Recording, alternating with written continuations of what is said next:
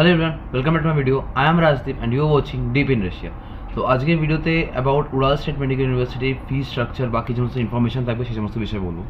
তো লাস্ট ভিডিওতে দেখেছো আমি উরাল স্টেট মেডিকেল ইউনিভার্সিটির ডিপার্টমেন্ট ট্যুর অ্যান্ড তাদের হসপিটাল ট্যুর, তাদের হোস্টেল ট্যুর সব কিছুই দিয়েছি, সবটাই পুরো ডেসক্রাইবলি ওখানে দেখিয়েছি।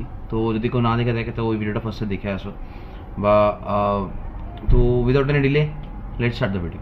তো ফার্স্টলি যদি কেউ জিজ্ঞেস করে যে কলেজ ফিজের ব্যাপারে, কলেজ ফিজ হলো 2,48,800 রুবেল, যেটা এটা Ural State Medical university low budget ইউনিভার্সিটির মধ্যে পড়া হয়, যেখানে তাদের কলেজের ফিজটা কম অ্যান্ড হোস্টেল ফিজটাও কম বাকি কম্পারেটিভলি বাকি ইউনিভার্সিটিজের থেকে। তো হ্যাঁ, এটা যদি কেউ লো বাজেট ইউনিভার্সিটির ব্যাপারে কোনো কোয়ারিজ থাকে বা কোনো ডাউট থাকে তাহলে এই ইউনিভার্সিটি তুমি ডাউট যেতেই পারো অবভিয়াসলি। অ্যান্ড কেন যাবে বা কেন সব কিছু এই ভিডিওতে বলবো, পুরো ডেসক্রাইবলি বলবো সব কিছু। তো ফার্স্টে হলো কলেজ ফিজ, যেটা বললাম 2,48,800, সাথে অ্যাডিশনাল চার্জেস যেটা হোস্টেল ফিস সেটা 12,000 রুবেল, অ্যান্ড মেডিকেল যেটা সব জায়গায় সেম থাকে মোটামুটি 20,000 রুবেল, যেটার মধ্যে medical insurance, visa extension, medical checkup and green card, যেটা পুলিশ ভেরিফিকেশন একটা গ্রিন কার্ড হয় সেই গ্রিন কার্ড, তো এই সমস্ত মিলিয়ে সেই এই অ্যামাউন্টটা দিতে হয় 20,000 রুবেল। তো সেটা পার ইয়ার অ্যাপ্রক্সিমেটলি 2,80,000 মতন পড়ে। তো 2,80,000 মতন পার ইয়ার খরচা হবে, যেটা তোমার পুরোপুরি শুধু এডুকেশন ওয়াইজ অ্যান্ড থাকা ওয়াইজ। খাওয়া খরচা আমি অ্যাডিশনালি যোগ করে নিই, লাস্টে খাওয়া খরচা আমি অ্যাড করে বলে দেবো কত পড়বে। তো এর সাথে যদি 6 বছরে দেখা হয় তো অ্যাপ্রক্সিমেটলি 16,84,000 খরচা হবে টোটাল তোমার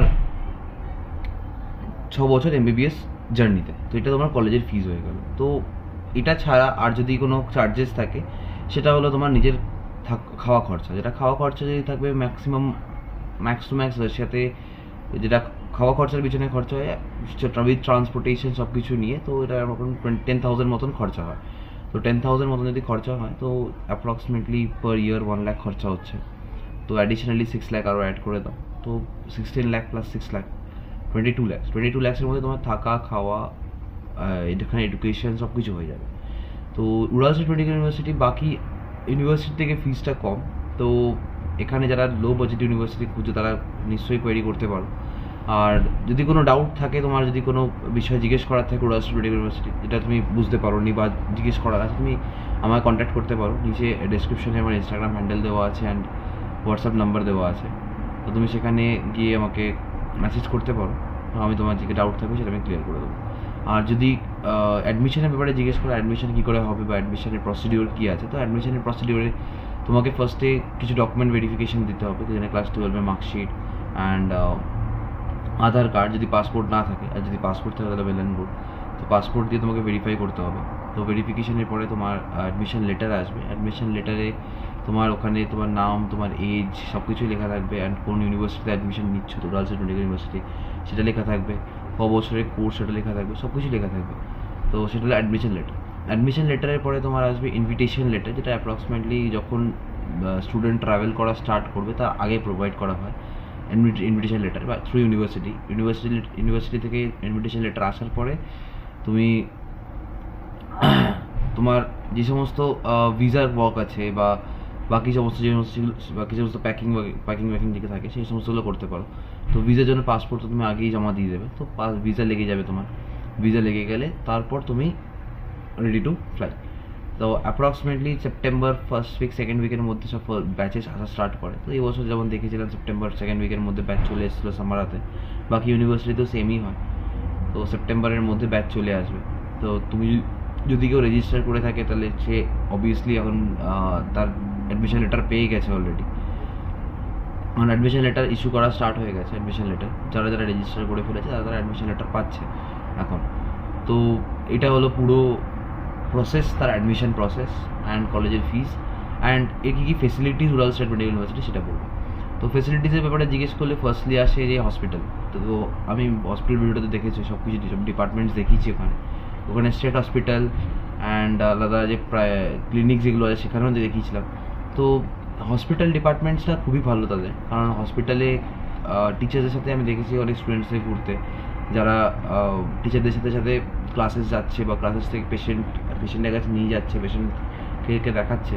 তো বাকি অনেক ইউনিভার্সিটিতে যেখানে পেশেন্ট থাকে না, বা সেমন কোনো ইউনিভার্সিটিতে স্টুডেন্টরা অ্যাডমিশন নেয় কি যে যে হসপিটালে পেশেন্টস নেই, পেশেন্ট না থাকার অনেকগুলো রিজন হতে পারে, যেগুলো হলো ফার্স্টলি তোমার সিটি কতটা বড়, সিটি হিসেবে পেশেন্ট ফ্লো বাড়ে। যদি সিটি বড় ভালো সিটি হয় তাহলে পেরিফেরাল এরিয়াস থেকে পেশেন্টস আসবে অ্যান্ড তাদের মেডিকেল চেক আপ করাতে এখানেই আসে, যেটা সামারাতে হয় বা উড়ালে হয়, একেতেরিনবুর্গে হয়। Yekaterinburg one of the largest city, 4th largest city বলা হয় ইন রাশিয়া। তো এই সমস্ত ডেভেলপ সিটিতে পেশেন্টস ফ্লো বেশি হয়। অ্যান্ড এছাড়া হসপিটাল ডিপার্টমেন্ট ছাড়া তোমার বাকি যে সমস্ত ডিপার্টমেন্টস আছে, যেমন কি অ্যানাটমি ডিপার্টমেন্ট, যেটা আমি দেখেছি ফার্স্টে তোমাদের সাবজেক্টস থাকবে অ্যানাটমি।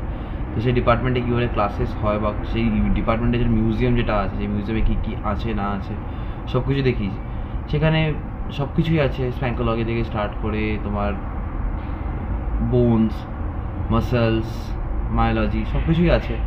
তো সিএনএস পেনএস সব কিছুই পুরোপুরি কভার করেছে মিউজিয়ামটা। আর মিউজিয়ামটা বেশ ভালোই, বেশ আলাদা আলাদা টাইপের বলতে তোমার বিভিন্ন আলাদা আলাদা স্পিসিসের বোন স্ট্রাকচার রেখেছে তারা এখানে। তো সব কিছু দেখেছিলাম, তো ভিডিও তো দেখিয়েছি, তোমরা দেখতে পারো। তো হ্যাঁ, তো ডিপার্টমেন্ট ওয়াইজ বা পড়াশোনা ওয়াইজ ইউনিভার্সিটিটা ভালোই।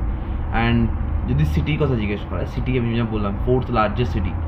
অ্যান্ড এটা খুবই ইম্পর্টেন্ট, কারণ তোমাদের ফার্দার যখন আগে যাবে 3rd ইয়ার বা 4th ইয়ার, তখন তোমাদের মেডিকেল যে সাবজেক্টসগুলো, মেডিকেল সাবজেক্টসগুলো হবে সেটা ম্যাক্সিমাম ক্লিনিক্সে হবে বা পেশেন্টের সাথে হবে। তো যদি পেশেন্টই না থাকে তোমাদের ক্লাসেস হবে কী করে, বা ক্লাসেসে তোমাদেরকে সেই ডিজিজের ব্যাপারে জানাবে কী করে। তো সেই বিষয়ে যদি কেউ জিজ্ঞেস করে যে একেতেরিনবুর্গে কীরকম ডিজিজের ব্যাপারে পড়াশোনা হয় বা পেশেন্ট ফ্লো যেটা কীরকম আছে, তো পেশেন্ট ফ্লো প্রচণ্ড বেশি, কারণ one of the 4th largest city Yekaterinburg. যদি লার্জেস্ট সিটি বলা হয় তাহলে এটা কেন বেনিফিট আমি সেটা বলছি। কারণ যে আমাদের ইন্ডিয়াতে যেমন কি যে কোনো বড় সিটি বা যে কোনো তোমাদের বাড়ির আশেপাশে যে কোনো বড় সিটি আছে বা যে বড় সিটিতে থাকছে ইন্ডিয়াতে, তারা দেখবে কি পেরিফেরাল এরিয়াস থেকে অনেকে এখানে আসে, এসে তাদের ট্রিটমেন্ট করায়।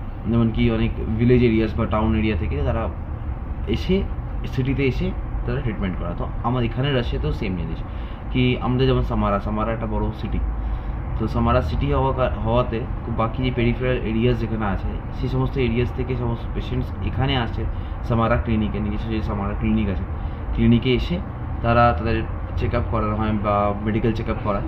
মেডিকেল চেক আপ করিয়ে তারপর তারা তাদের স্টেশনে যায়।